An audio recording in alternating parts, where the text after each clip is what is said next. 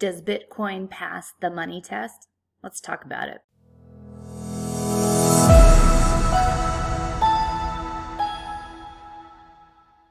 Hey, I'm Rebecca. Welcome to the Mamalorian Way, where we stay curious about money and finances and entrepreneurship. Today I wanted to talk about Bitcoin and is it a viable replacement for our current money system? First of all, let's consider, is Bitcoin really money? There are 9 characteristics of money, and we're going to see how Bitcoin measures up to each of those. And this idea, I wish I could take it as my own because it's so brilliant, from Mike Newton. He's a creator of Blockchain Bottom Line, a course that dives in deep about how to learn about crypto.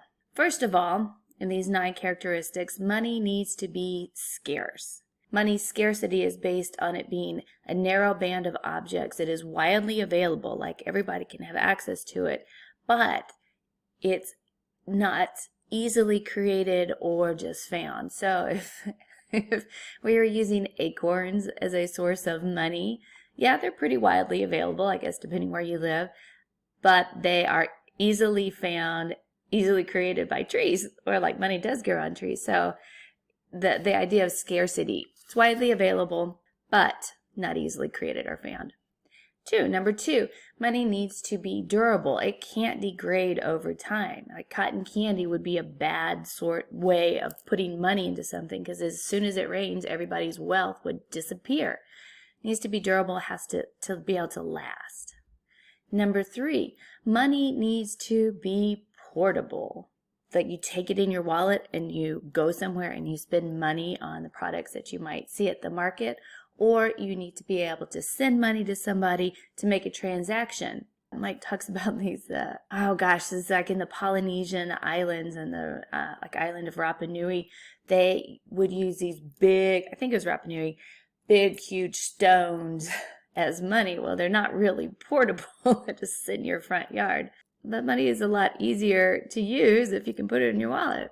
Number 4, divisible. We need to be able to divide it up. If we couldn't, everything would cost the 1 unit of money that we had. But when we can make change, it becomes way more useful. Number 5, it needs to be authentically verified easily. What the heck does that mean? That just means when somebody gives you a $20 bill, I know there's like a little ribbon inside of it, you know real quick if that's real. That $100 bill has a lot of identifying factors on it that you're like, yep, it's got that little piece of plastic running through it. It's real. Easily verified as authentic. Number 6, needs to be storable, especially if you've got large amounts of it. It needs to be storable, like you need to be able to know where it is, be able to access it when you do, and know that it's safe when you're holding it. Number 7, fungible. This is the funniest thing. I have never heard the word fungible before, and I started doing these videos and fungible keeps coming up. That just means $1 bill is interchangeable with the other dollar bill. You give me a dollar bill, I give you a dollar bill, we swap, equal value, equal exchange. They're all the same. All the same. Number 8, difficult to counterfeit. So it's hard to make fake units of the money for some obvious reasons. It's like, well, then, everybody would be printing money and it would have no value. Or like the bad people would be printing the money and taking advantage of us good people that aren't printing the money. It holds its value if it's hard to counterfeit. And number 9, needs to be in widespread use. I'm in the United States, I'm using dollar bills. Guy down the street's using dollar bills. All of us are using dollar bills. All right, so these 9 characteristics, how does Bitcoin measure up? Number 1, Bitcoin needs to be scarce. I'm going to check this one off. Yes. Without going into too much detail, there will only ever be 21 million Bitcoin ever in the existence of ever. There'll be other altcoins or alternative coins, but there will only be 21 million Bitcoins. And right now, 89% of those are already in existence. So it's getting more and more scarce as time goes on. And every 4 years, the amount of Bitcoins that are mined or found are dividing in 2 every 4 years. And by, I think it's like 2040, give or take, 2140, all the Bitcoins that will ever be mined will be in existence.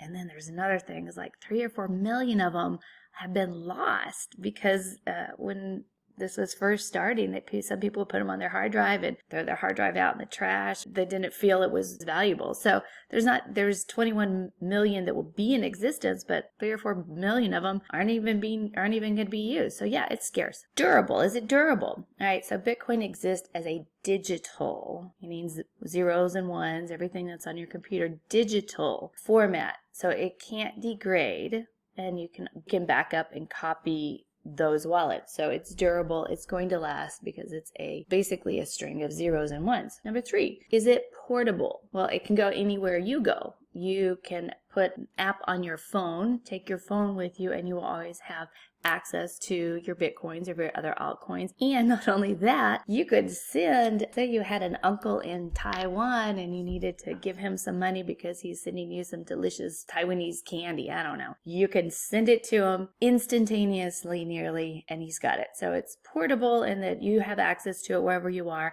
and you can send it to people. Number 4, divisible. Yes, definitely. In fact, almost more so than the dollar in some ways. 1 Bitcoin can be divided into, I don't even know what that number is.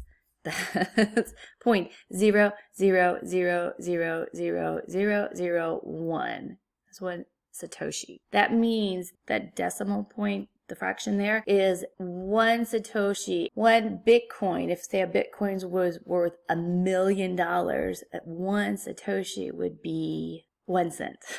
I hope I'm getting this right.